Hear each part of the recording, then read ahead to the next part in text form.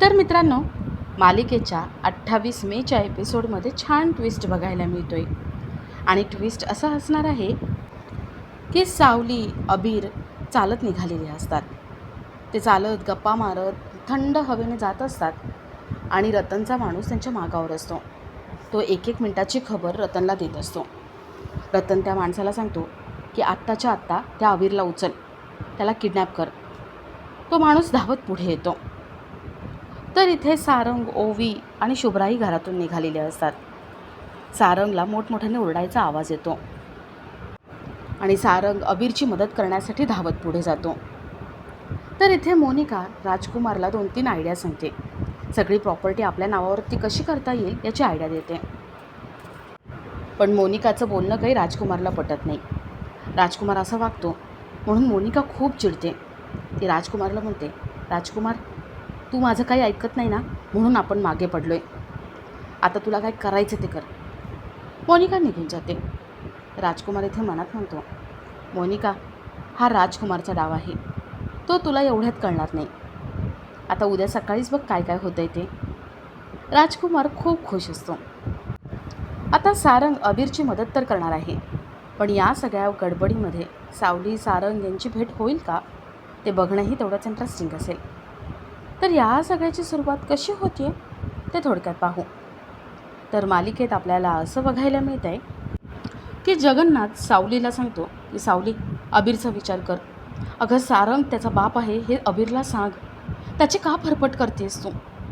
सावली म्हणते, बाबा, सारंग मला विसरून खूप पुढे निघून गेलेत आणि त्याच्या आयुष्यामध्ये आता मला पुन्हा लुडबुड नाही करायची.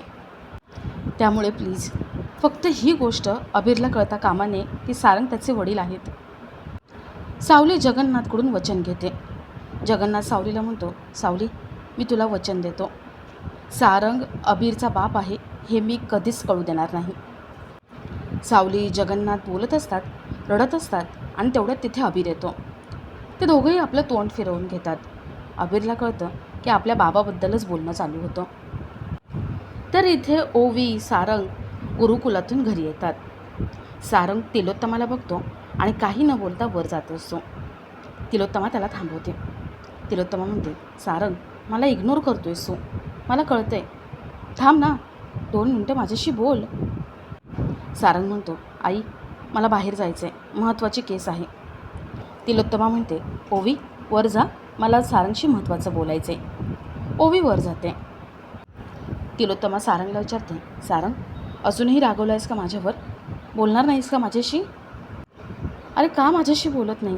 मी एवढा मोठा काय गुन्हा केला आहे? किती दिवस चालणार आहे अजून हे? सारंग म्हणतो, तसं काही नाही आहे, माझ्या मनात राग वगैरे काही नाही आहे. सारंग महत्त्वाचं काम आहे असं सांगून निघत असतो. तिलोत्तमा म्हणते, सतत काय रे काम काम काम, नाहीतर तुझी ती ओवी, बाकी तुला काही सुचत नाही का? अरे का परकेपणा करतोयस माझ्याशी? मी एवढा मोठा काय गुन्हा केला आहे? सारंग म्हणतो, मी परक्यासारखा नाही वागत आहे आणि तुझी काळजी घ्यायला घरातले सगळे आहेत. तिलोत्तमाला मनापासून वाटत असतं की सारंगने पुन्हा एकदा ऑफिस जॉईन करावं. सारंग खूप भडकतो.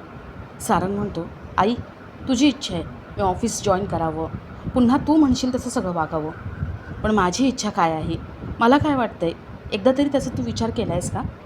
मला विचारलंस का की तुला काय हवं आहे? सारंग खूप चिडलेला असतो. तिलोत्तमाला सारंगचं वागणं बोलणं ऐकून खूप वाईट वाटतं. तिलोत्तमा म्हणते, सारंग, आता तू बोलायला सुरुवात केली आहे ना, बोल आता. तुझ्या मनात काय ना सगळं आज सांगच. अरे इतक्या वर्षांपासून तुझ्या मनात काय दडवून ठेवलं आहेस तू? सांग, आज मला ऐकायचं आहे. मला पण कळू देत ना, तुझ्या आईविषयी तुझ्या मनात एवढं आहे तरी काय? सारंग म्हणतो, आई, इथे पण तुझीच इच्छा. मला वाटत नाही तुझ्याशी बोलावं म्हणून, मला नाही बोलायचं तुझ्याशी. सारंग, तिलोत्तमा यांच्यामध्ये बराच वेळ वाद होतात. तिलोत्तमाला समजतं की आपल्यामुळे सावली निघून गेली म्हणून सारंग नाराज आहे. तिलोत्तमा म्हणते, सारंग, खरं सांग, तुला या गोष्टीचं वाईट वाटतं ना की माझ्यामुळे सावली घर सोडून गेली? सारंग म्हणतो, आई, तू जो काही प्रश्न विचारला आहे ना त्यातच उत्तर लपलेलं आहे. शोध म्हणजे कळेल. तू स्वतःलाच प्रश्न विचार. सारंग निघून जातो. तिलोत्तमाच्या डोळ्यात पाणी येतं. तर इथे बबलू गुरुकुलामध्ये येतो आणि गुरुकुलमध्ये त्याला मोनिका दिसते. बबलूला डाऊट येतो की मोनिका इथे साध्या कामासाठी आलेली नसेल. नक्कीच मोनिकाचे इथे येण्यामागे काहीतरी मोठं कारण असेल. बबलू मोनिका इथे का आली होती हे शोधून काढायचं ठरवतो. तर रात्री सारंग आपलं सगळं काम आवरून घरी येतो. ओवी त्याला भेटते. ओवी सारंगला सांगते की आता एक महत्त्वाचा कार्यक्रम आहे, त्यासाठी मला 4-5 दिवस रियाज करावा लागेल. सारंग ओवी विचार करतात की रियाज कुठे करता येईल आणि कसा करता येईल. रियाजासाठी ते जागा शोधत असतात. तर इथे सावली अबीर रात्री बराच वेळ गुरुकुलामध्ये असतात. रात्र फार होते म्हणून सावली अबीर चालत घरी जायला निघतात आणि सारंग ओवीला घेऊन आईस्क्रीम खाण्याच्या बहाण्याने रियाज करण्यासाठी बाहेर घेऊन जात असतो. पण तेवढ्यात हॉलमध्ये राजकुमार, त्याची बायको मोनिका आणि मुलगी बसलेले असतात. शुभ्रा त्या दोघांना बाहेर जाताना बघते आणि हट्ट करते. तिलासुद्धा सारंग ओवी यांच्यासोबत बाहेर जायचं असतं. शुभ्रा एवढा हट्ट करते म्हणून सारंगला नाही म्हणता येत नाही. सारंग शुभ्रा ओवी यांना घेऊन घराबाहेर पडतो आणि आपला आजचा हा भाग इथेच संपतो.